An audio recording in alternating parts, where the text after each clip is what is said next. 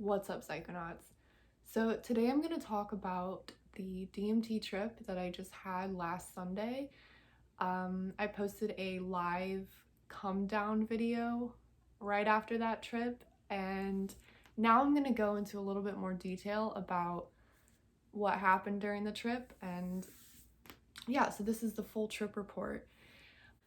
So I loaded around 30 milligrams of DMT into my glass vapor genie.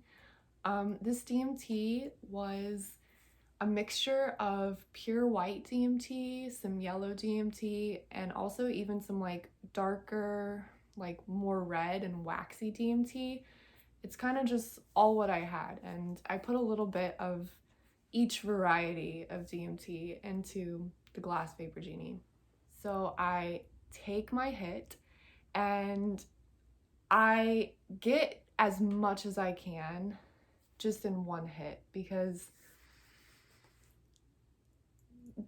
I wanted to just get it all in one hit. I knew it was definitely possible to get 30 milligrams in one hit. So that was what I was going for. I was just going for one huge hit that I could just hold in for as long as possible. And I was thinking that that would work better than trying to get multiple hits in and then like kind of missing some of the come up, just taking hits. I just wanted to enjoy the whole experience. So I was just going for one big hit as much as I could. And I put it down and I'm holding my breath and I sit down on my bed and I lay down and I can already feel the trip coming on, and I haven't let it out yet. I'm really trying to hold it in for as long as possible. And yeah, so this is where it gets weird. The first thing that I remember is kind of glitching back and forth between leaving my body and feeling my body. So I kind of remember the sense of that breakthrough point. I was just like right at that breakthrough point. If I had taken a little bit more, I probably would have just broken through completely. But it was like right at that point. So I was like breaking through. It kind of felt like I was remembering that I wasn't my body. Like remembering that my body was just my body and like I wasn't that. So I kind of leave it. I was like leaving it, and then I was like, wait. And I kind of like hold back onto it.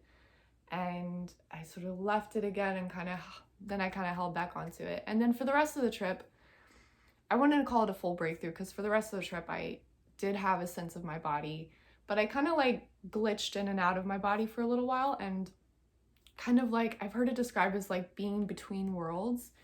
That's kind of what it felt like. A lot of people describe this sort of point of the DMT experience to be one of the most intense points. That point where you haven't fully broken through, but you're just like really close and you're like between worlds. But I don't know, this experience was really enjoyable to me. And for some reason, I think I've had problems with the point where like you haven't broken through completely, but you're almost there. I've had problems with that being intense before, but for this experience, I really enjoyed that effect of kind of like glitching in and out of my body. I'm going to get into some of the main content of the trip. So here we are. I remember I'm God. And this is the best way I can describe it. It's just the way that I'm putting the experience into English, but surely there are other ways to put this type of feeling into English. But it's kind of just like this, oh yeah feeling, like, oh yeah, I'm God. Like there's nothing to worry about. I don't know, I just remember I'm something beyond myself. And it's really strange. And that was the main theme of the trip.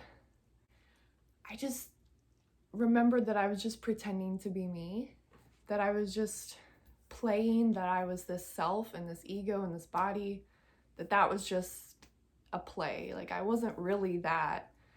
And I remembered that I wasn't really that. And with this was a sense of like being in some sort of hyperreality. Visually, I could still see my room if I opened my eyes. But it felt like I wasn't in my room. I felt like I was in a hyperdimensional version of my room. Really, I got this whole sense that I was in some higher reality, some hyper reality. It definitely, when you're in that state and it feels like that's the truth, like it's the real one, like this is what's real, and then my whole life where I'm just me, this person, that's not real, that's the illusion, that's the game. And this other reality that I had transcended into, that was the real reality. And I know it in the same way that when you wake up from a dream and you remember, you look back on your dream, you go, oh, I was dreaming. How did I not know I was dreaming? But typically when you're in a dream, you don't know you're dreaming. So it was like that. I just realized, I'm just going to say it like this. I just realized I was God. I realized that I had nothing to worry about, that this whole thing was a game, and I wasn't really the self that I was pretending to be. Along with this feeling came the feeling of a joke. And, you know, I guess there's kind of a good name for it, and you could call it the cosmic joke. It's really hard to talk about because it's a joke that can't be told, and you kind of lose understanding of the joke as soon as you come down from it. In the video where I was coming down from DMT, I spent a lot of it just laughing and just like trying to comprehend what had just happened. It seemed like it was a joke, like, because, you know, I'm coming back down into this reality and, you know, I'm making this trip report and I'm acting like all of this is real. But the joke was that I just realized it wasn't real. And it's really hard to describe. I know a lot of people can relate to this feeling of this joke. Like, what exactly is a joke? It's kind of like a joke that we're taking it all so seriously, that I'm taking being this self so seriously. Like, it's like, oh, I'm this person and I must go on, but really it doesn't matter. Really, it's not as serious as we make it out to be. And I guess that's kind of what the joke is. But the joke can't be translated into language. And, you know, I don't know, it just felt like I had just, you know, I had heard this cosmic punchline. It was just like, oh, you're God and you're just pretending to be this girl. And whatever, that was what the trip was. That was, most of the trip was just that feeling. It's strange talking about it now, now that I'm me again. Because I'm pretending as if, I'm basically right now, I'm pretending that this is a thing, that this life is a thing. It's really weird. I'm also a pretty rational person, and I just always remain skeptical of these experiences. Like, I believe myself. It's like, okay, I believe that you really did have that experience, and you think that yourself is an illusion, and I do think the self is an illusion. Wow. I don't know. I kind of want to go on a lot of tangents here. There's so much I want to talk about regarding DMT, and I definitely want to explore the DMT space and the DMT experience a lot more. There's like specific things that I'm really interested about. I'm interested in, you know, the geometry of the visuals, which I'm actually going to talk about the visuals. So visuals, I remember closed-eyed visuals. I could see the same type of DMT space that I usually see, and I feel like it always has a similar color to it. It's like a pale gold, or like yellow, maybe like a little orangey. It's really warm. It's like a warm color. It's always that color. And there's just sort of a lot of like geometry and shapes kind of like transforming on themselves. And that's really all I remember. There wasn't any visuals that stuck in my memory more than that. But you know, there were visuals, of course. Another thing I would say is that the trip felt very classically psychedelic. It felt like a very pure psychedelic experience. I think in the past I've had some DMT experiences that felt more bizarre and chaotic, but this felt very, I don't know, the best way I can describe it is classically psychedelic. Like, I had a classic psychedelic trip. There was no like detours. It was kind of just like straight to the point. But I think that was why it was so good. I'm more curious than ever now about the DMT experience. Another thing that has happened is I think I've eliminated a lot of my fear surrounding DMT with that last experience. Like thinking about doing it again, I don't feel the need to jump back into it, but I also don't feel like scared of it anymore. For a while I was dealing with fear of going back into the DMT experience, but this trip really helped me let go of a lot of that fear. And so that's one of the positive things that I've gotten out of it. I can't get over it. I can't get over the trip. The trip convinced me that what happens in the trip is more real than this right now. And I think that potentially could be a dangerous thought in the mind of the wrong person.